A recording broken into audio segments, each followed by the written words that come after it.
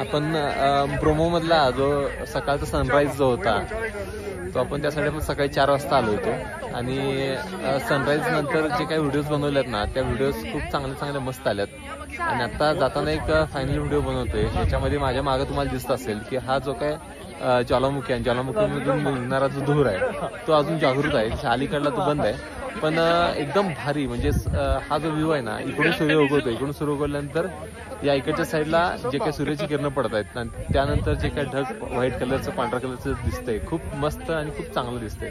हा एकदम भारी व्ह्यू आहे. म्हणजेच सकाळी 4 वाजल्यापासून आम्ही इथं बसलोय आणि आता 8 वाजल्यात पण हा वेळ जो गेला ना तो एकदम मस्त गेला. म्हणजे सकाळचं पहाटेचं चांदणं आणि त्यानंतरचा हा मस्त व्ह्यू आणि आता माझ्या बरोबर जे काही आता इथं लोक आहेत ना ती बऱ्यापैकी सगळे निघून गेलेत आणि एवढं भरलं होतं एवढं इथं पॅक झालं होतं म्हणजे एवढी डिमांड आहे या स्पॉटला आणि भरपूर परदेशातनं लोक येतात इथं हे बघायला.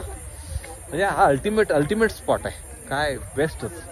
म्हणजे असं पूर्ण ह्याच्यामध्ये असं ढगांची चादर पसरलेली असते आणि त्या ढगांच्या खालून पहाटेच्या गाड्या जाताना गाड्यांचं लाईट दिसते